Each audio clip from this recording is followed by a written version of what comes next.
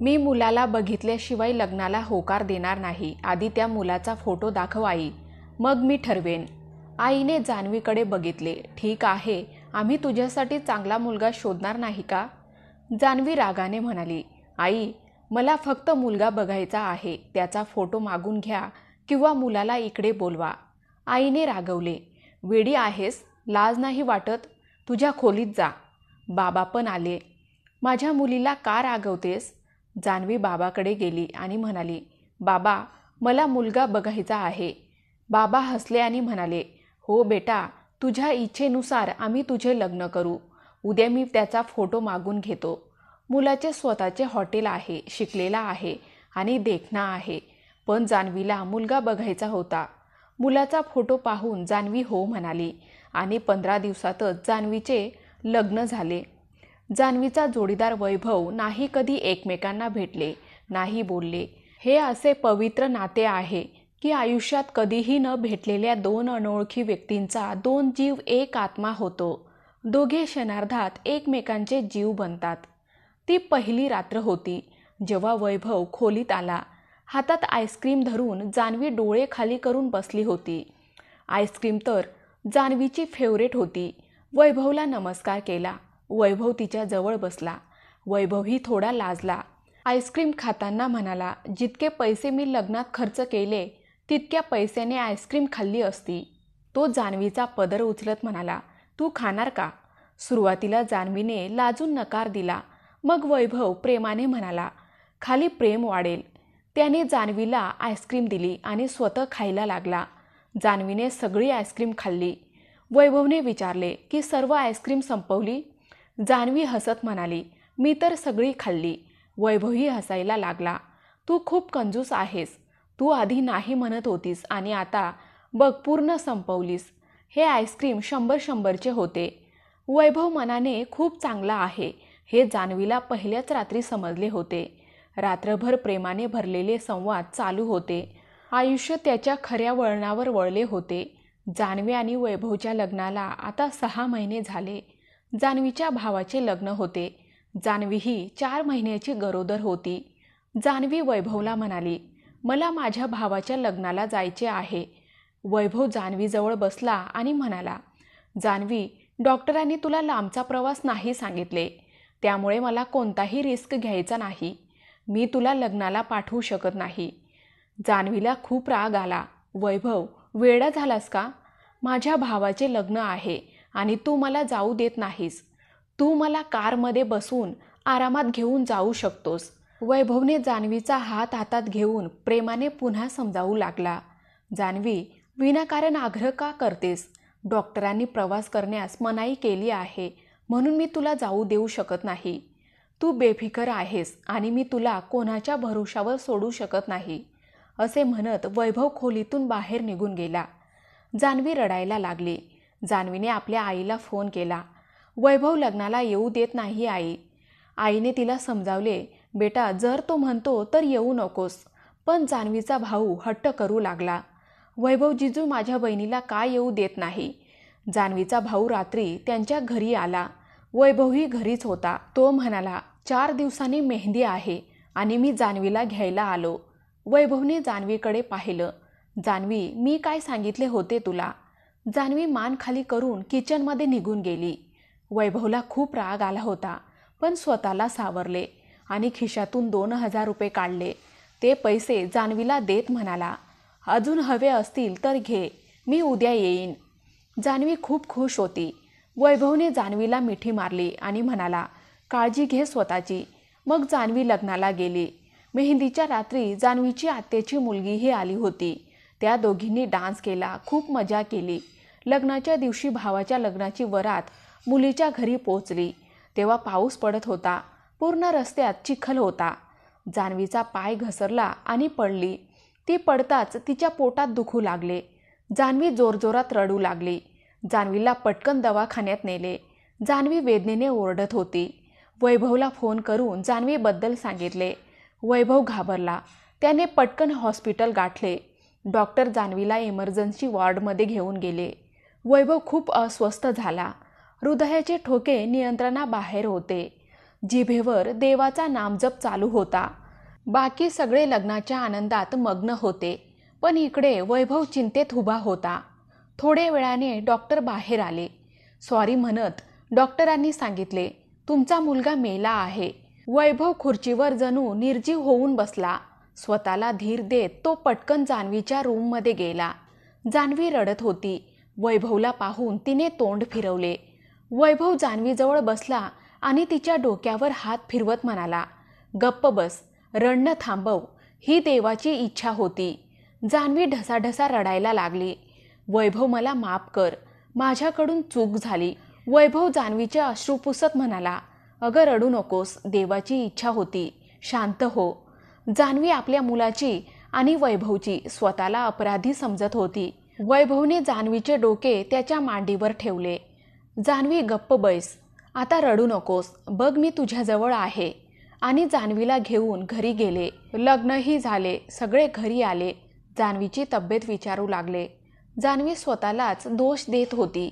वैभवने मला सांगितले होते आई, पण मी हट्ट करत राहिली की मला लग्नाला जायचं आहे.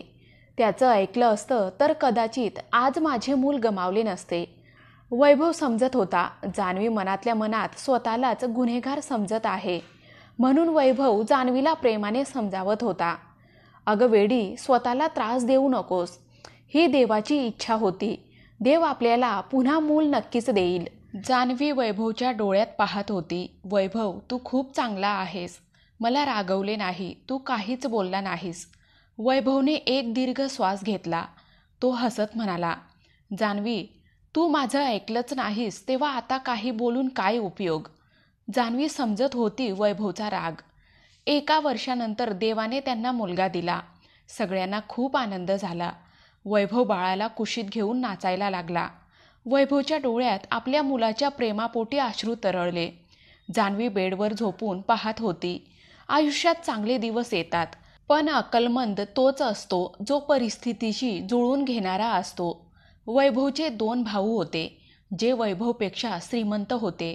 दोघांचाही स्वतःचा व्यवसाय चांगला होता, पण वैभवचे एक छोटेसे हॉटेल होते, ज्यातून फक्त त्यांचा उदरनिर्वाह होत होता. जान्हवीने हट्ट केला, वैभव, मुलाला गरम होत आहे, त्यामुळे तो खूप रडतो, खोलीत AC बसून द्या. वैभवने डोक्यावर हात ठेवला. अरे जान्हवी, तू वेडी झाली आहेस का? माझ्याकडे AC साठी इतके पैसे नाहीत. जान्हवीने हट्ट केला, मला AC बसून द्या बस खोलीत. वैभव मुलाला छातीवर झोपून मुलासोबत खेळत होता.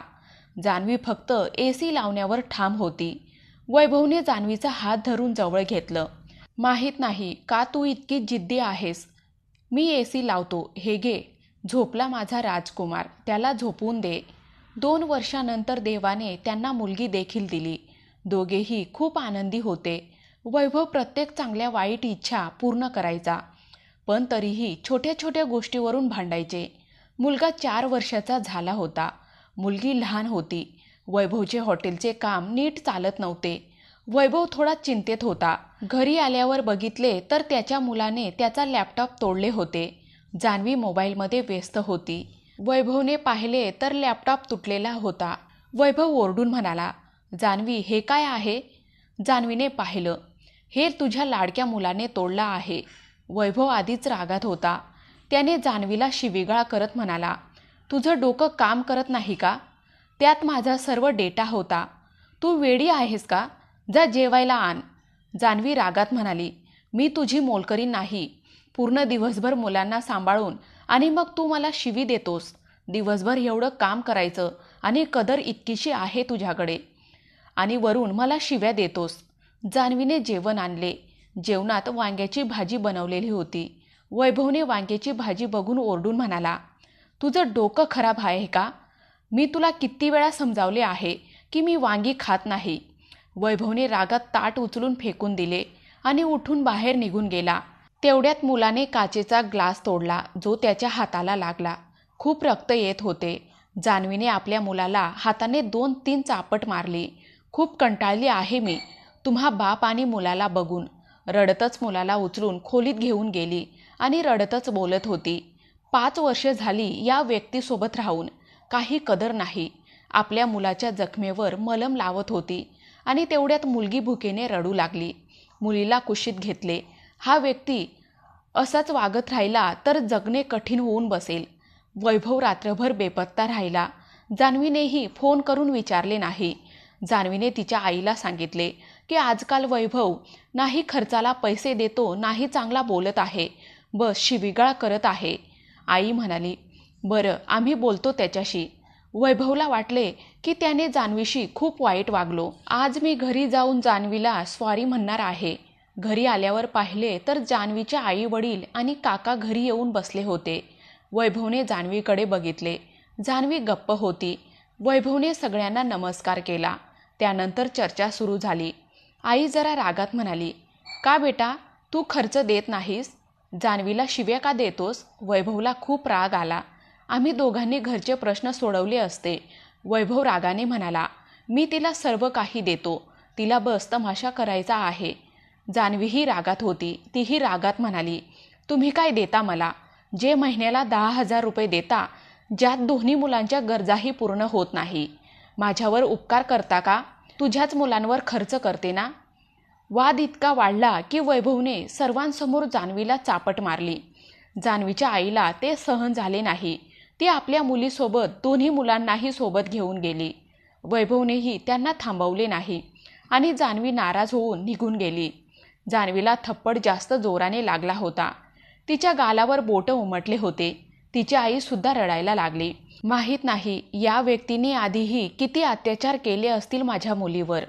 काम नसल्यामुळे आणि त्याच्या हॉटेलमुळे वैभव आधीच काळजीत होता आणि आता ही समस्या निर्माण झाली. जान्हवी तिच्या माहेरी होती. वैभव इथेच होता. घरात परेशान होता. परिस्थिती इतकी बिकट झाली होती की वैभवला त्याचे हॉटेल विकावे लागले. 2 महिने झाले दोघेही एकमेकांशी बोलले नव्हते. दोघेही रागात होते. वैभव म्हणतो की ती स्वतः गेली आहे तर स्वतः परत येईल आणि इकडे जान्हवीचा घमंड होता, जर तो मला मनवायला येईल तर मी जाईन. दोघांच्या रागातच 8-9 महिने उलटून गेले. तरीही दोघेही बोलले नाही. वैभवचा एक मित्र वैभवला म्हणाला, तुला परदेशात जायचे असेल तर सांग, माझ्याकडे एकच विजा आहे. ते म्हणतात ना की वेळ खराब चालू असेल ना तर माणूस परिस्थितीचा मजबूर होतो. परिस्थिती खूपच बिकट होती. वैभवने परदेशात जाण्याचा निर्णय घेतला. त्याचा नंबर बंद होता. बघता बघता 1 वर्ष उलटून गेला आणि दोघेही एकमेकांशी बोलले नाही.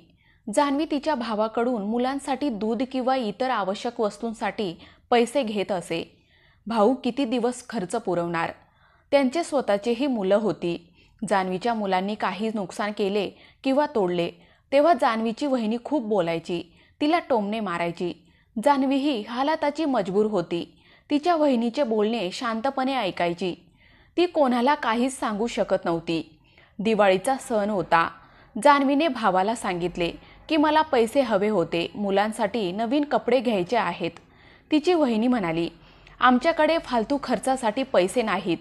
जर तुम्ही एका व्यक्तीसोबत राहू शकत नाही तर घटस्फोट घ्या आणि दुसऱ्या कोणाशी तरी लग्न करून येथून निघून जा. तिच्या वहिनीचे हे शब्द ऐकून जान्हवी खूप रडली. तिला आता कळायला लागलं होतं, वैभव माझा स्वाभिमान आहे.